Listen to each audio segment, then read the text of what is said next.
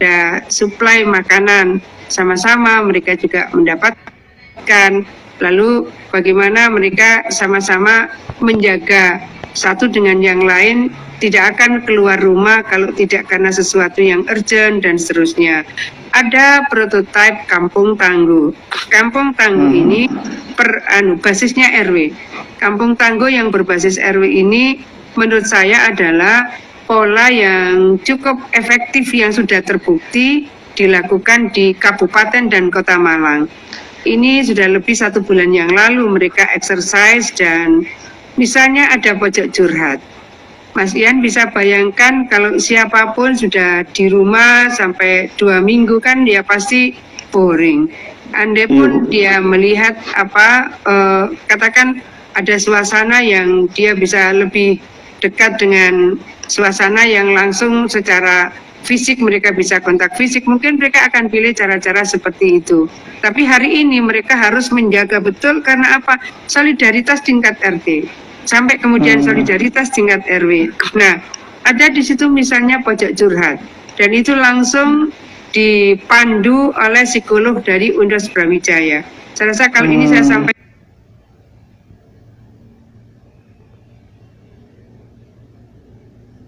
bisa dijadikan role model bagaimana para psikolog itu bisa memandu curhatan dari siapa saja anggota di RT dan di RW yang bersangkutan.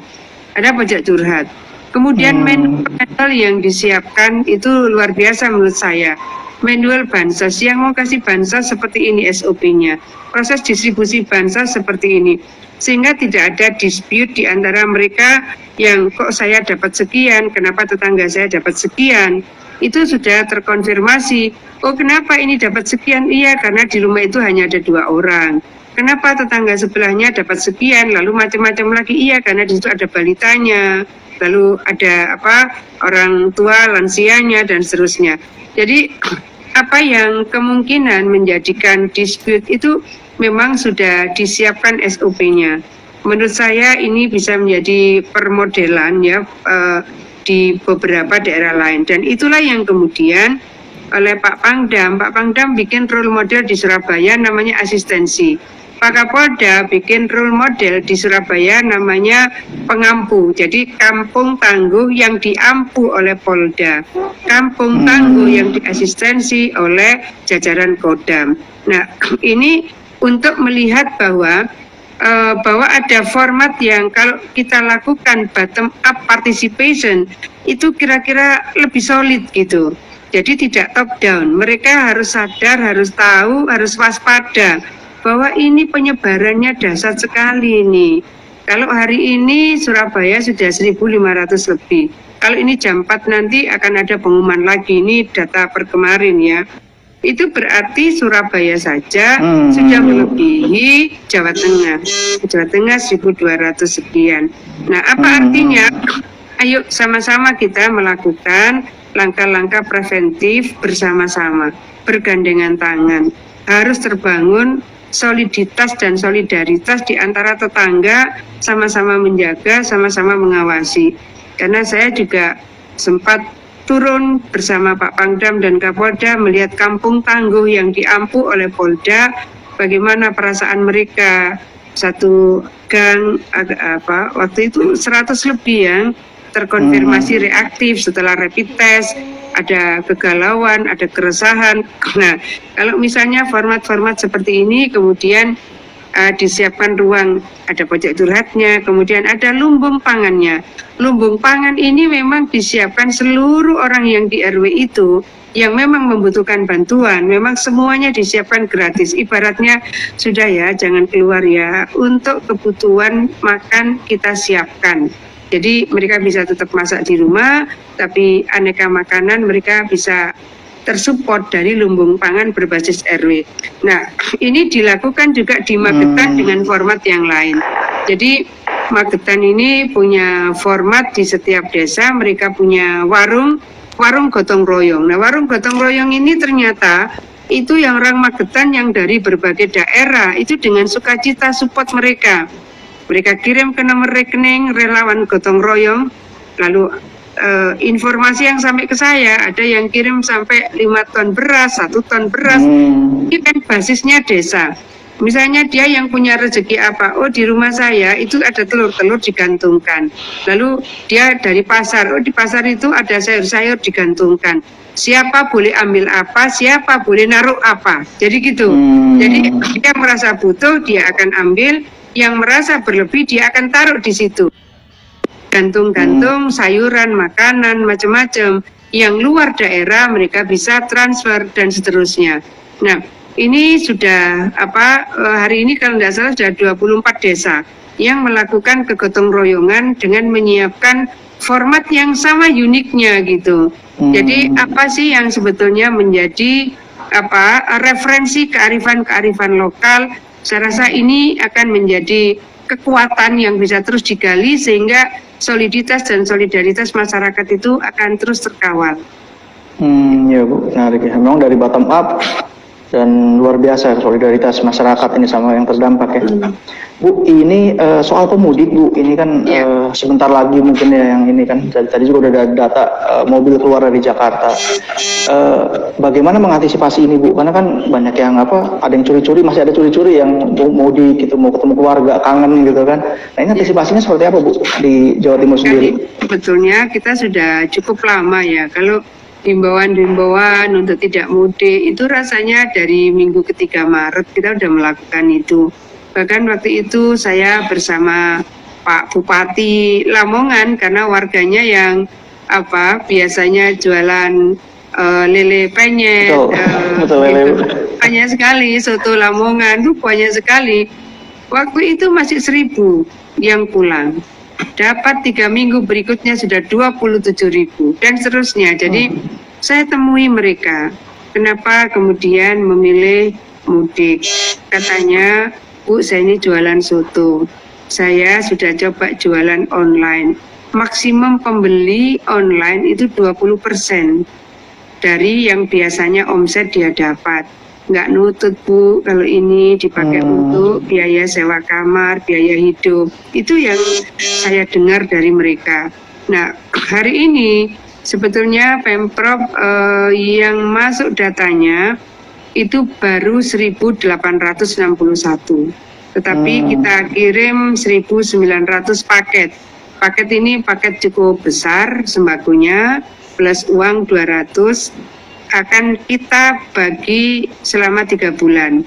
Jadi per bulan mereka akan dapat paket sembako, ada beras 5 kilo dan seterusnya. Paketnya cukup lengkap termasuk telur di dalamnya. Kemudian ada uang 200.000 untuk 3 bulan. Kita menyiapkan radar bansos. Radar bansos ini harapan kita adalah warga Jawa Timur yang di daerah-daerah yang terdampak itu bisa apply. Dengan begitu kita akan bisa mentransformasikan bansos dengan cara yang kita bisa sepakati gitu. Nah, kemudian bagaimana dengan warga non Jawa Timur yang ada di Jawa Timur tapi terdampak?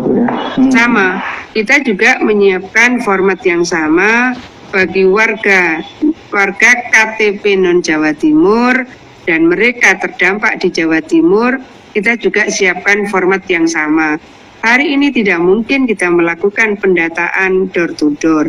Maka yang kita lakukan adalah menyiapkan aplikasi radar bansos.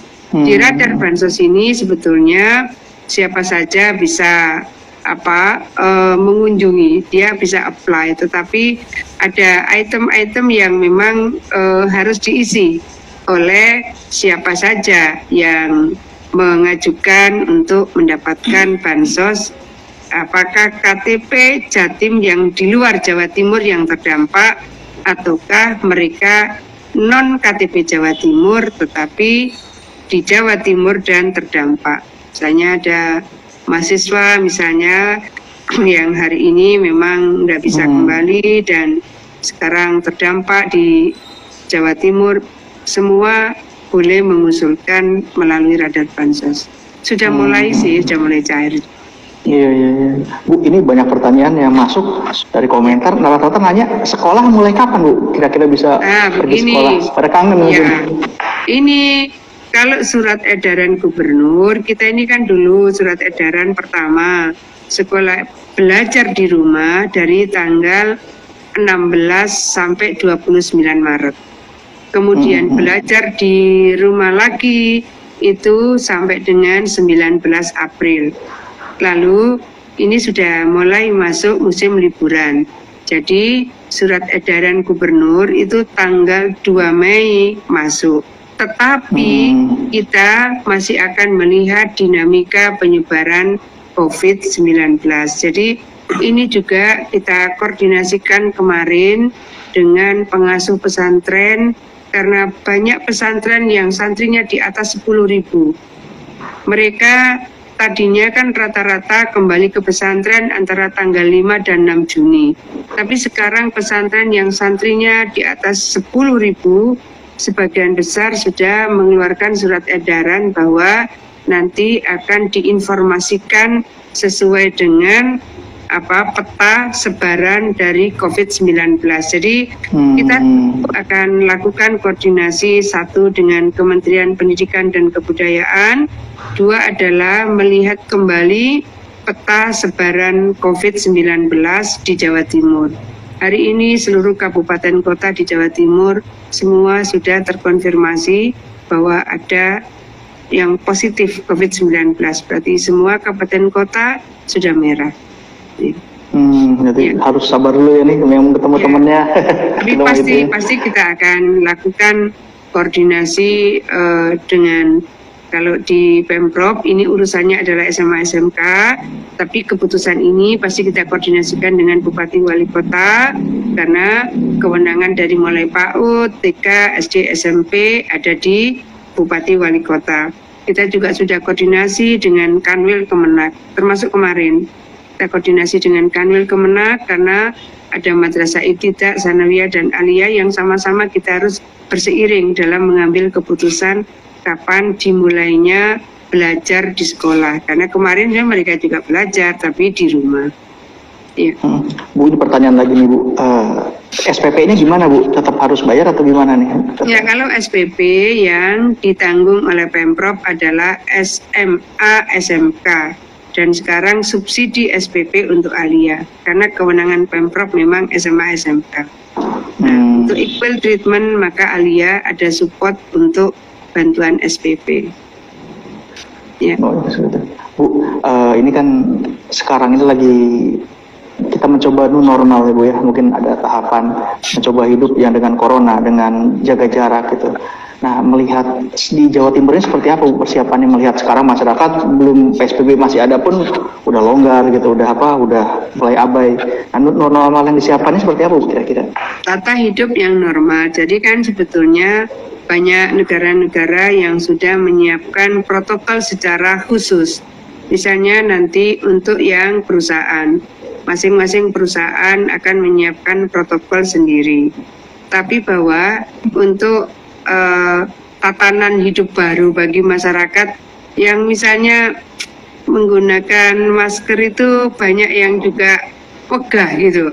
Jadi ya karena harus terus dijelaskan bahwa ini adalah cara untuk menjaga, melindungi diri kita dan menjaga, melindungi orang lain. Jadi misalnya droplet itu apa sih misalnya, kemudian percikan memangnya sejauh mana dan seterusnya.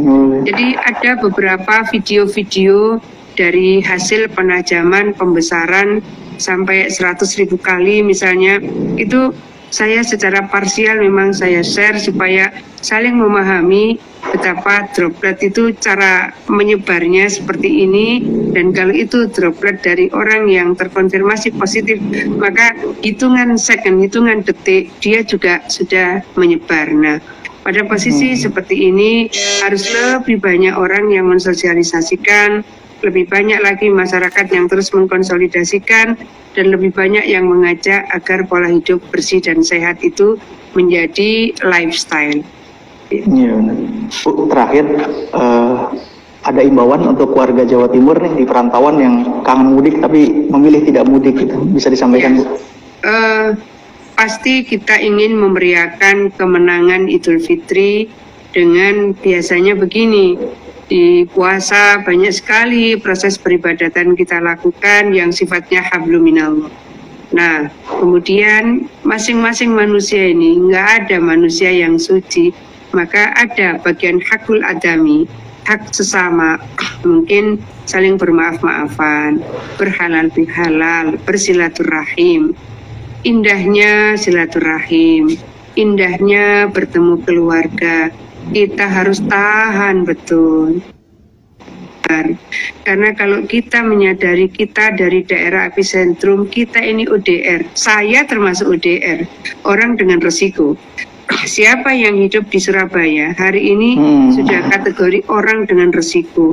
Siapa yang hidup di Jabodetabek, mereka juga orang dengan resiko. Maka kemudian ada pemeriksaan berlapis, lalu ruang-ruang observasi 14 hari, kecamatan di desa, supaya apa? Supaya saling melindungi dan terlindungi. Maka kalau ada rindu kampung,